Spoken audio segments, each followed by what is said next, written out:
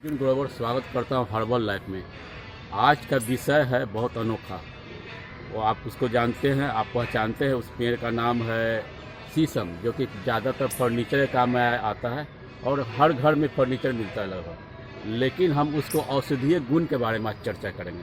तो जो शीशम होता है शीतलता से परिपूर्ण होता है, उसमें गुण होता है शीतलता, और ये बहुत ऊंचा पाया जाता है। इसका कम से कम 100 फीट भी ऊंचाई जाता है इस पेड़ का। विराट पेड़ होता है। और लेकिन इसमें ऐसा अणु पाया जाता है कि आप देखेंगे तो इसके नीचे बैठेंगे तो एकदम शीतलता अनुभव होगा। तो इसका जो है प्रकृति जो होता है शीतलता का प्रतीक होता है। तो जो भी गर्मी जनित रोग जो होता है उसमें ये बहुत अच्छा काम करता है।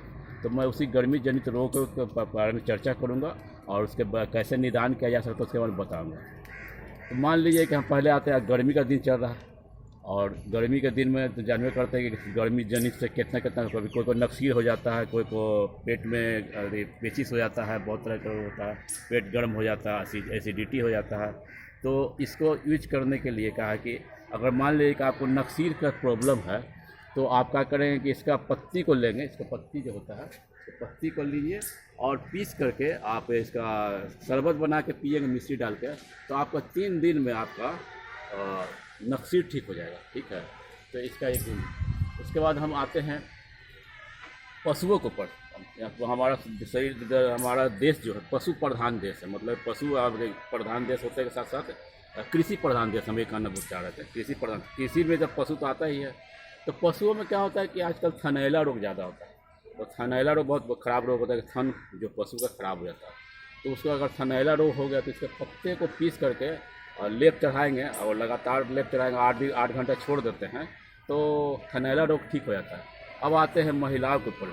महिलाओं में भी बहुत सारे गांठ, स्तन में गांठ हो जाता है या डिलीवरी होने के बाद स्तन ढीला पड़ जाता है। तो इसमें इसका पत्ती को पीस करके और लगाते हैं तो स्तन सुडौल हो जाता है। अगर दूध नहीं उतर रहा, दूध उतरना शुरू हो जाता है। और कहने का मतलब है कि गांठ है तो इसको पत्ती को गर्म करके और पीस करके लगाने के बाद गर्म करके लगाइएगा तो गांठ भी ठीक हो जाते हैं, कैंसर से भी निजात दिलाता है। तो इसका एक अद्भुत गुण है। और बात है नीचे मूत्रल रोग में, मतलब कि आपका पेशाब में जलन वगैरह है तो अगर इसका शरबत बना के पीते हैं, इसके पत्ती का शरबत बना के पीते हैं तो बहुत तरह का काम करता है। आपका मूत्रल रोग ठीक हो जाता है, मतलब जलन जो होगा वो ठीक हो जाता है। तो इसमें एक अद्भुत गुण है, बहुत ठंडा होता है। अब कहिए कि ठंडा होता है तो शरीर ठंडा हो जाएगा, लेकिन ऐसा नहीं है। अगर आपका ठंडा प्रवृत्ति का शरीर है तो इसको यूज में अगर यूज करते हैं तो आप उसमें गोलकी डाल के कीजिएगा तो आपको दिक्कत नहीं होगा। अब ठंडा का प्रवृत्ति इसको छोड़ देते हैं तब तो मतलब कि काम सटीक करेगा, समझें। तो ये है। और अब आते हैं कि क्या होता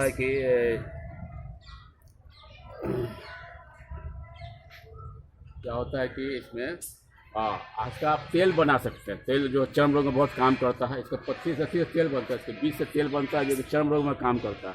अगर मान लीजिए कि बीज अगर नहीं मिल पा रहा है और आपको चर्म रोग से ग्रसित हो गया है तो क्या कीजिए कि इसका डाल लीजिए। डाल को 1 किलो डाल को काट करके छोटा छोटा काट करके उसको आप 4 लीटर पानी में गर्म कीजिए।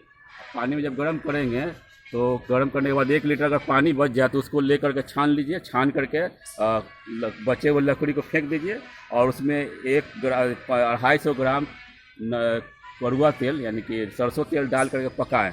पकाने पर गाढ़ा हो जाए तो रखिए। उसके बाद जहाँ भी आपको खुजली या चर्म रोग से ग्रसित है उस पर लेपन करेंगे तो आपको सही हो जाता है।